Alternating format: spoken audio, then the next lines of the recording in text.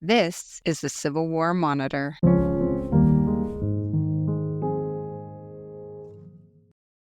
Civil War Curious is brought to you by the Civil War Monitor, a magazine that offers a fresh view of America's greatest conflict through the contributions of the country's top historians.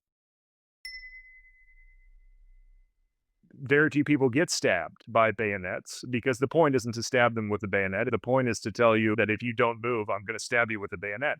And if you're already traumatized because you've watched all your buddies falling over the last hour or however long that firefight has gone, you're much more likely to say, well, you know what, all is lost. I'm going to run away.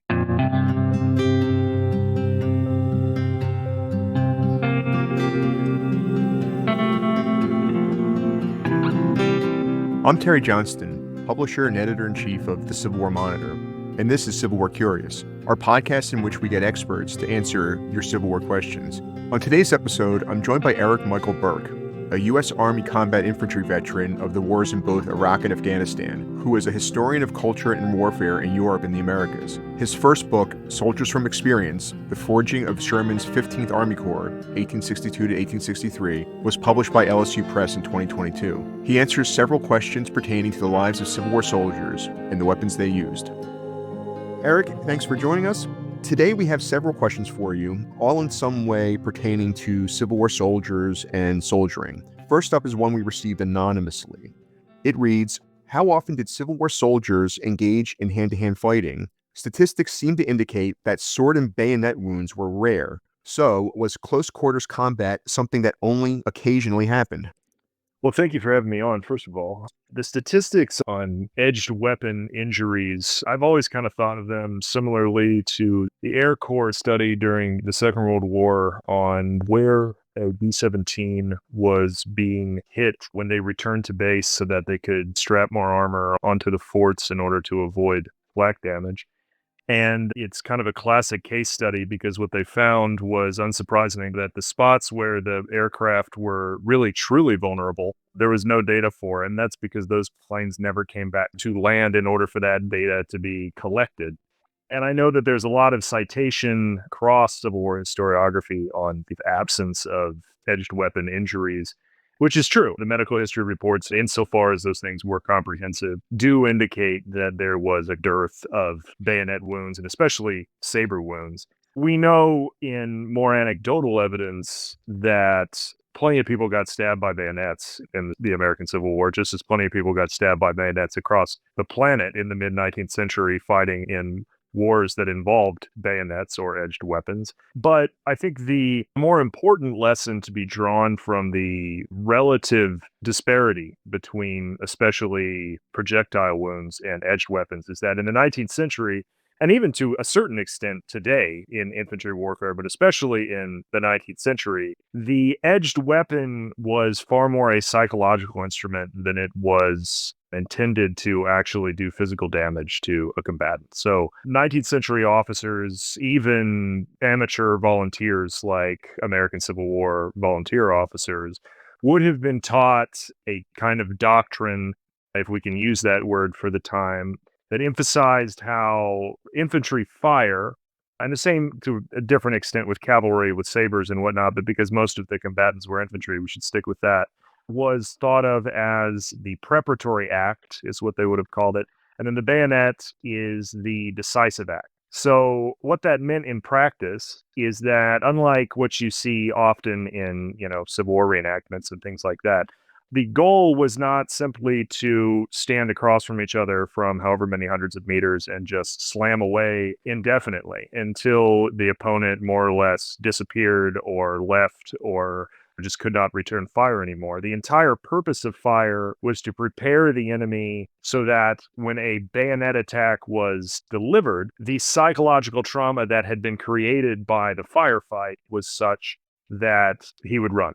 And if that goes right, as it does in the textbooks of the time, of course, very few people get stabbed by bayonets because the point isn't to stab them with a bayonet. The point is to tell you that if you don't move, I'm going to stab you with a bayonet. And if you're already traumatized because you've watched all your buddies falling over the last hour or however long that firefight has gone, you're much more likely to say, well, you know what, all is lost. I'm going to run away. And that was the entire premise that undergirded all of infantry tactics during the war, which is why you have men like Stonewall Jackson constantly belaboring the point that it's all about the bayonet. You've got to move them with the bayonet. And that wasn't a mantra that was specific to any one officer. French officers at the time and on into the first part of the 20th century would have said exactly the same thing. And that if you spend too much time pouring lead into the opponent and creating all of these projectile injuries, and you never close with the bayonet, then you are ultimately failing the test of the way these weapon systems are supposed to be employed on the battlefield. Now, in the Civil War, because these are amateurs, because they're volunteer armies, as many historians have pointed out, very often things don't quite get as far as they're supposed to get, quote unquote, in the textbooks. So you get volunteers who are commanded by officers who frankly don't have the skills that are required to move those men into the locations that they need to be in order to take advantage of the terrain, to then take advantage of their fire, and then transition from that into a bayonet attack. And as I've said in a lot of my work, the men responded to that in a way that developed a set of ideas and tactics themselves, if you will, that were designed not necessarily to not be successful in their tactical aims, but certainly to preserve their lives in the process of trying to navigate this situation where it was clear that their officers at every echelon were not super experienced at what was going on. And what resulted then was a whole lot of usually super close range because, again, they're amateurs. They don't really know how to use these weapon systems correctly. Really short range exchanges of gunfire that were prolonged for really long periods of time. And that led to a massive increase in the number of projectile wounds. And because most of the time, I mean, if we're talking about raw stats, no one is bringing things to a full fruition with the bayonet. Not only is the bayonet not designed to be actually stabbed through somebody tactically, we're not even getting close to that point. Instead, we're just exchanging fire from a close range distance. And nobody really thought a lot about how that was going to transition beforehand. Everyone was hopeful that mass itself was going to do it. And when it didn't, these firefights sort of peter off. And then the two sides back away from one another if you don't have some big surprise like Chancellorsville or something like that where a whole corps caves in. So I guess the quick answer that I would give to that question is that a lot of it is a result of both what the edged weapons of the era were designed to do, which again is to invoke psychological fear more than they were to actually be used violently, mixed with a broader systemic failure of these volunteer amateur armies to actually employ their weapon systems the way even the texts that they were learning from taught them that they were supposed to be employed. All of these things lead to the common denominator of weapon systems at the time that are wedded to tactical systems, neither of which were being employed during the Civil War in the way that the system had been designed by the armies. And then ultimately that makes the disparity of edged weapon injuries another symptom or another example of evidence that shows you how the Civil War is so unique as a contemporaneous conflict, how it is so different from the war in Italy or Crimea. We talk a lot about the similarities that the Civil War had with these other conflicts by professionals, even Mexico at the time. In 63. I mean, there were a lot of bayonet injuries when the French raided Puebla in 63 and were wandering through the fortifications, literally killing people with sword bayonets in close quarters battle. And that's almost the same time that Grant is sieging Vicksburg. So it's not that bayonets weren't used by infantry at the time. It's that things weren't going according to plan tactically in the continental United States during those eras as it related to infantry combat. Yeah, and it makes me think of a quote I read once by a Union soldier in a letter or a diary that he used his bayonet a lot more as a makeshift candle holder than he ever did in battle. So that's our first question for you. Let's move on to the second one. This one comes from Gary in Alabama, and it's regarding the aftermath of battle. He asks, with all the dead horses and mules, not to mention all of the weapons and equipment laying on the battlefields after a fight, how and when were the battlefields cleaned up? So A lot of this is dependent. There's a lot of diversity in practice on this score, and a lot of that makes sense because battles weren't all the same. They didn't all happen at the same time of year. They didn't all happen at the same scale. Like you had a little skirmish between two cavalry detachments versus Culp's Hill or Pickett's Charge or the West Woods. Those fights are on a catastrophic scale that obviously leaves behind a great deal more detritus, both human, animal, and material, than anything else. And most things fall on a continuum between those things. And many historians, Megan Kate Nelson's book, Ruined Nation, does an excellent job at getting at these questions. Meg Grohling's Aftermath of Battle does a lot with burials and how we get from a field that's just carpeted with lines of fallen men to what we think of today as these big national cemeteries or state cemeteries and local cemeteries for a lot of the rebel dead. But one topic that doesn't get addressed, though, both of those books deal with it in part, is material detritus. So every time one of these weapons is fired, you are littering the ground with spent percussion caps and obviously what's left of the paper cartridge. The paper is just going to disintegrate, of course.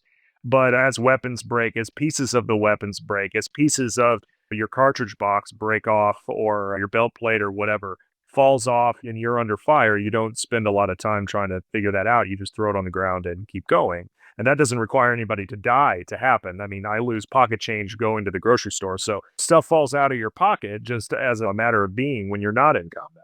And a lot of that is, of course, unsurprisingly, what relic hunters are out there finding all the time, everywhere they go. And there's still a great deal of it in the ground.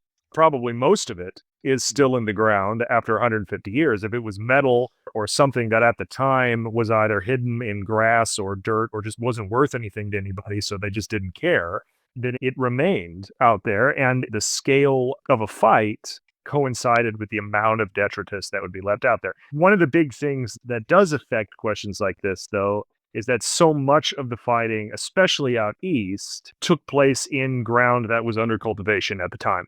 Because if you were going to marshal these numbers of men and utilize the weapon systems at the kinds of ranges that they were designed to be, well, they were never really used at the ranges that they were designed to be, but somewhere close, you needed more open area. And fortunately, in the 1860s, in the eastern states, far more of the acreage out there was under open cultivation than it was in the West. What that also means, though, is that so many of these fights are happening in farm fields that as soon as the battle is over, and provided that you don't have some kind of literal holocaust that took place so bad that the field is just more or less useless, it's going to be under cultivation almost immediately afterward. And that means ultimately that plows are going to be going over that stuff, and plows aren't cheap. And thus farmers are going to want to spend the time of going through their field, taking the time probably with family members and other community members, ensuring that the ground is cultivatable after something like that. After somebody comes in and finds as many of the bodies as they can. And as we know, even now, we still find bits and pieces of human remains on all these fields. That happens from time to time. Fortunately, less now than it did in the past. And fortunately, now we've got DNA that can help us figure out who was who. But ultimately, it was usually a community enterprise. The one caveat to that, I will say, is that the United States Army, both armies, but just for an example, the United States Army, dependent upon the pace of the campaign and the tempo of the campaign and the nature of the campaign, Shiloh is a great example of an army that stays put for quite some time. And thus, because of that, because your cantonment is on the same field where the fight happened and your company is sitting or laying on the ground on blankets and rubber ponchos surrounded by stinking detritus of war, human and animal and everything else, it is then the army that takes care of that. The army's, of course, going to salvage anything that is of use. If there are just rifles that are, bayoneted into the ground, like in the movies, that are still usable, nobody's going to just leave that there. That stuff's going to be collected, but there is ultimately going to be a lot of stuff that's just, who cares, moving on. The Army's also then going to do a lot of the mass burials of the dead that then later families and Sanitary Commission and others are going to come in and dig those bodies up and reinter them. The horses, for the most part, getting rid of a dead horse, there were a couple of different methods that tended to be used. Usually they were burned.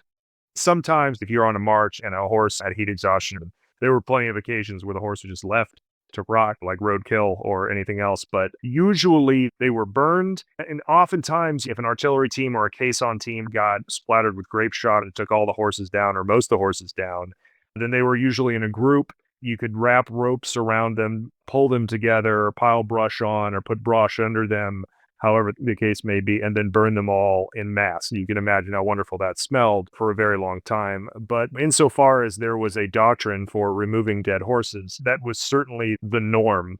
You can also see plenty of photography, Gardner's photography, Brady's photography, any photography that was taken of a field after a fight, even if it was only a couple of weeks after a fight. There's usually horse skulls or horse skeletons around. And, a horse doesn't convert to a skeleton in the time frame that was necessary to take that picture. And that's usually because the horse flesh was burned away. The photographer goes out there and saw a horse skull, and just like dragging a sharpshooter into Devil's Den, realizes, boy, that'd be dramatic if I did that and put some cannonballs next to it. But what that is evidence of the removal of the horse flesh before it started rotting, and then obviously became a medical problem on top, or a hygiene problem on top of just rotting there. Yeah, it strikes me too that at least part of this cleanup process would include what might have been called scavenging, right? Both by civilians and even soldiers.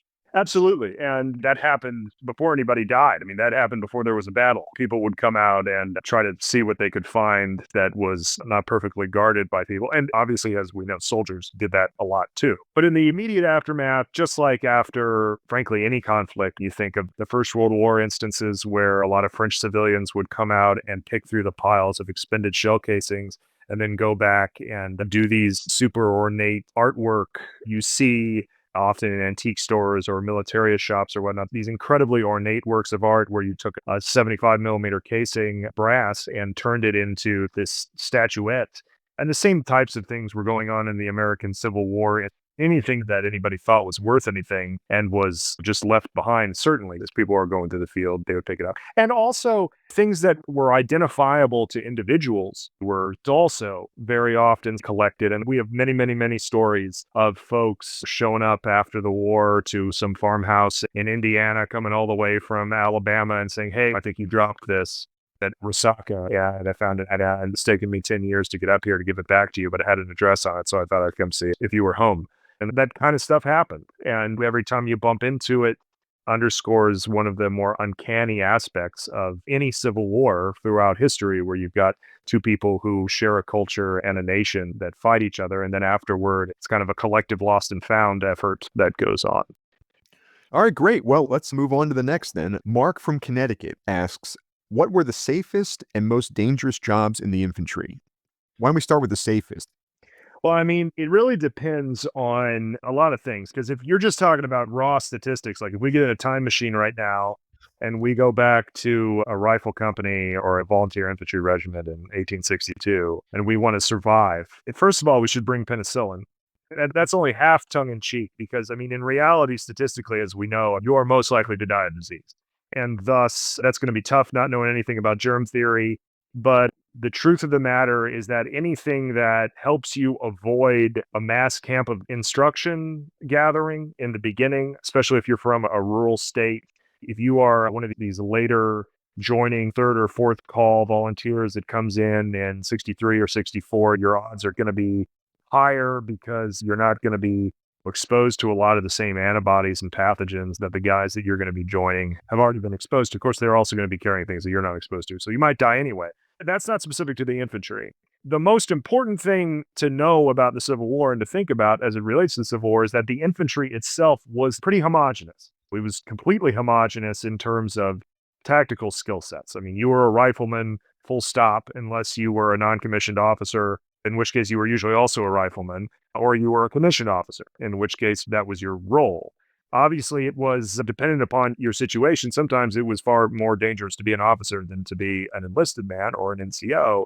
But in general, I think you average it out across the conflict, probably about equally dangerous for everybody. If you really wanted to survive and you wanted to be safe, it would be really great to get detailed out to maybe a quartermaster's clerk position or some sort of very rear echelon position that usually was reserved, frankly, for people that had some sort of injury or some sort of debility at the time, unless they had some special skill, like they were saddlers or blacksmiths or something like that. Those were also relatively safe positions, but that didn't mean that you aren't going to be exposed to the same pathogens that everybody else is. I mean, if you're just trying not to get shot, then yeah, those positions are the best to be doing. But that doesn't necessarily mean, again, that you're not going to die of measles or something else, which is what's most likely to kill you anyway.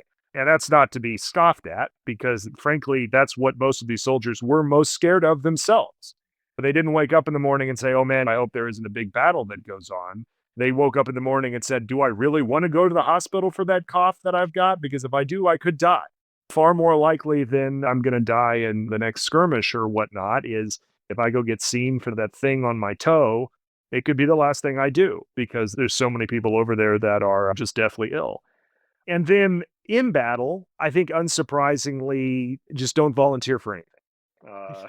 That's a really good general guide. It's exceptionally hard when your brothers in arms that you care a great deal about are volunteering for things, and then you're caught in a hard spot, and then survival sometimes doesn't always seem like the most important thing, at least momentarily. And that kind of segues into the more dangerous aspect of things. By far, statistically, the most dangerous thing you could be facing in combat is what in English would be called a forlorn hope, which is usually a body of volunteers that are incentivized by promises of leave home or a bounty or something like that in order to join a small group of men who are going to move in advance of a main body that are assaulting some sort of fortified position. And your job is going to be usually to carry ladders, hopefully explosives, and all sorts of ammo in order to create a breach somewhere, usually through an abattis or in some sort of palisade or scarp. And that is just an extraordinarily dangerous business, hence the name Forlorn Hope, although it actually comes from the Dutch Verloren Hoop, which means more or less lost company. And that action of picking a group of people and sending them forward in order to create a breach in a fortification, I mean, that's as old as the Romans. And that tactic had not evolved at all, except that, they were using explosives, powder bags by the 19th century. But I mean, the task itself was identical, and it was just as deadly in the Roman era as it was in the 1860s. So that is a profoundly dangerous thing to be doing. And in most cases, the majority of those men did not survive. And if they did, they were not unwounded. So if anybody asks you in our time travel adventure to become a member of the Forlorn Hope, if surviving is your number one mantra, it's not a good plan. Yeah. And I'm thinking the color guard usually gets a big nod as a... Sure. Yeah. And, the big reason behind that is that, once again, not to besmirch the reenactments, because these things have to happen at distances that the spectators can watch and say, oh, okay, I see what's going on. In reality, if two infantry regiments are exchanging fire, I mean, we like to say in the books, it was like, oh, they were at close range, they were only at 150 yards. But that's a football field and a half apart. Yeah. And if there's anything in between you, if you're firing at each other at even half the range that these rifles are designed to be fired at, you are shooting at the flag. You are shooting at the colors of the opposing regiment, because much of the time, if they have fired anything at you, it's a cloud of smoke with a flag sticking up over it. And thus, if you don't have any marksmanship training to begin with, you're going to be aiming about center mass where you see the flag sticking up, which is the same reason the flag exists, right? So that the officers of that side can find it and can move that unit around through the smoke or through the bushes or the trees or the vegetation or whatnot. And that necessarily means that a mountain of lead, most of the lead that is being poured at your unit, is going to be directed, however inartfully, toward the banners and whoever is holding them. So yes, that would also be a rather more dangerous location to be if you were in the infantry. Yeah. Well, okay, let's move on. But before we do, let me make a promise to you, Eric, that if we ever do get a Civil War time machine question, you will be our expert of choice. Let's lock that in. All right, so next up is from Logan in Maine. And he asks, what did the average infantryman on both sides do with their wages? How often were they paid, and in what form?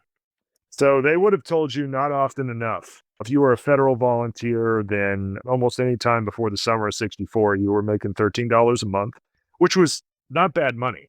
And more importantly, given that most of these kids, North and South, before they became soldiers, they were digging hedge ditches and walking in between farms on back roads, trying to go up to farmhouses and figure out if anybody needed itinerant labor during the summer or during the spring. That is the mountain of the demographic that's going to wind up in a volunteer company. That's what they would be doing otherwise. And if the farm season is poor, then there is no $13 a month. There's no $13 anywhere. And so you're teaching at a schoolhouse or something like that for a few months out of the year, trying to find money. So the regularity of money, ironically, for what I'm about to say, was in many cases one of the biggest pulls to take an 18-year-old, a 19-year-old boy and put him in a volunteer company in either army, regardless of patriotism, right? Because plenty of people were patriotic who didn't wind up in the army, and we know a lot about the motivations debate. But that $13 a month, or if you were a Confederate, you were getting $11 a month until the summer of 64, you got a $7 raise. That money was supposed to be dispersed by a paymaster who was part of the regular army by doctrine. And that poor guy had to go around to a selection of volunteer commands. And he was supposed to be doing that every 2 months. That in practice usually became at least 4 months during the war.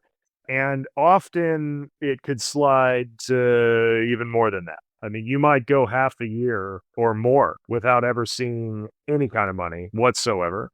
And that does undergird where a lot of these desertion statistics come from, because if you're going through all this, not just the battle, but, trying to dodge sickness and everything else, and you're not being paid, it's really easy to get to the point where you're just like, okay, I don't care much for this anymore. It also means that you don't have any liquefied capital of any kind. I mean, keep in mind that these guys didn't, for the most part, come out of cash-rich economies to begin with. Greenbacks are a new phenomenon in this era. Most of them, they came from towns that had the kind of economy, I mean, insofar as a 19-year-old cares about it, they had ledgers at the general store and whatnot that I could go in, give my name, and then settle with that individual later. The same with the farmers. So that was the world that they were familiar with. And they found a very similar world in the army with sutlers. And the sad fact of the matter is, where did the money go? In a great deal of cases, most of it went to the sutlers. And much of that was because the money was so often delayed.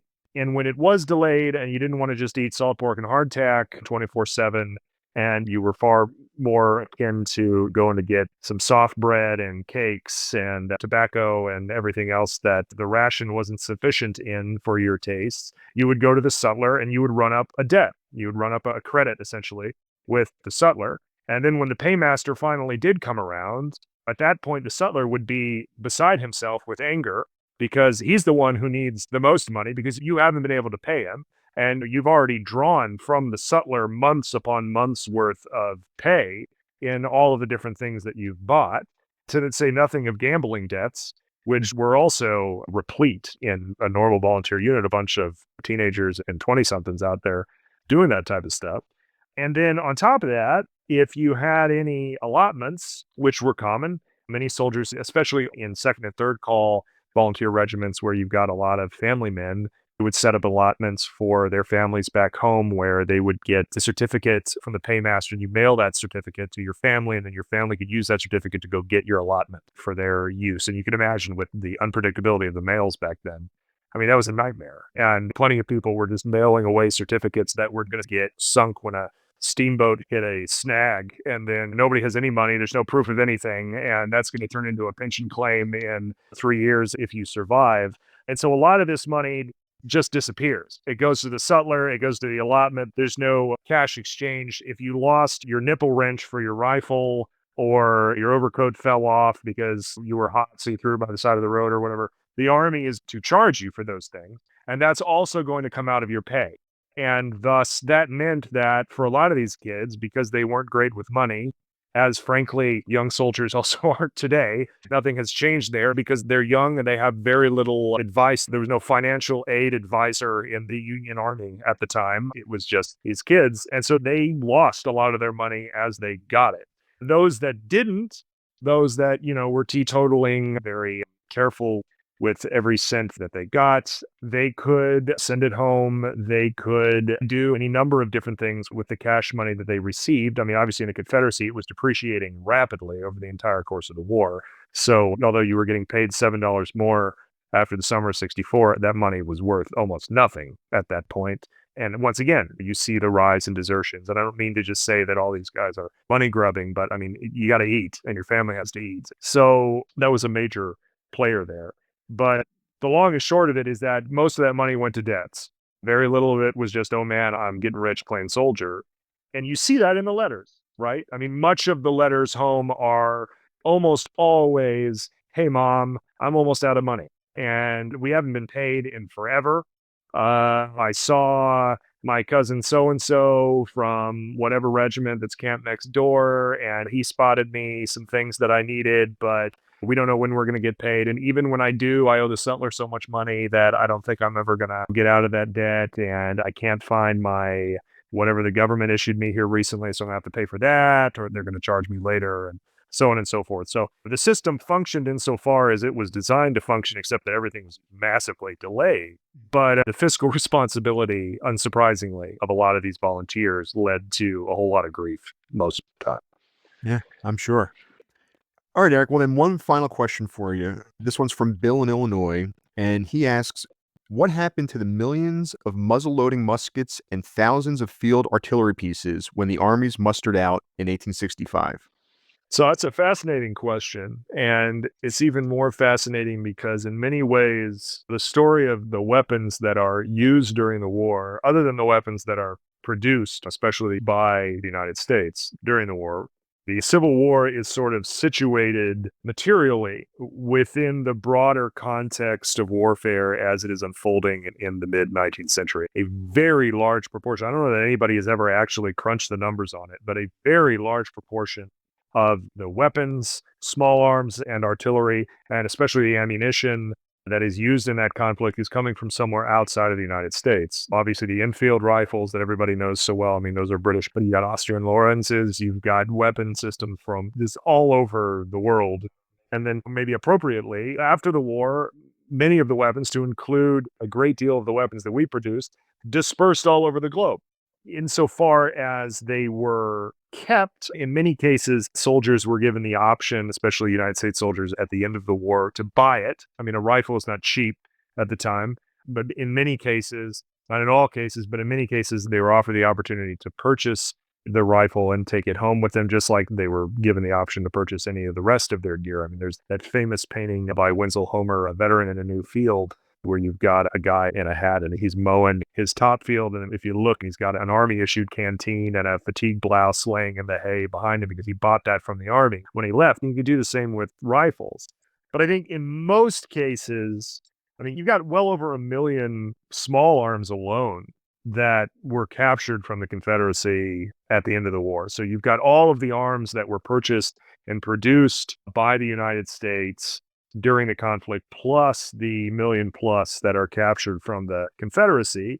And the first thing that people, by people, I mean President Grant eventually and others in the late 60s, wanted to disperse these in arms trading agreements with other countries that wanted to pay us for them because they were involved in conflicts of their own. I mean, even during the war itself, or at least immediately after it, there was a bunch of hullabaloo about sending weapons potentially to the Mexican liberals, trying to throw off the French installed leadership that was part of Napoleon's intervention down there. And that became a big tension point in Congress.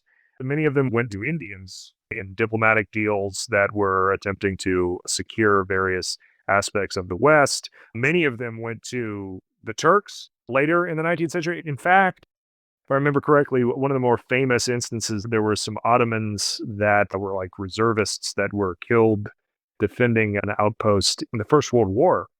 And famously, they were found with 1861 Springfield rifle muskets that they were armed with that the Turkish government had obtained from the United States after the war. But I mean, they went back to the Brits, who in many cases sold them to the French. They went all over Europe. They went all over Asia in various conflicts in that continent.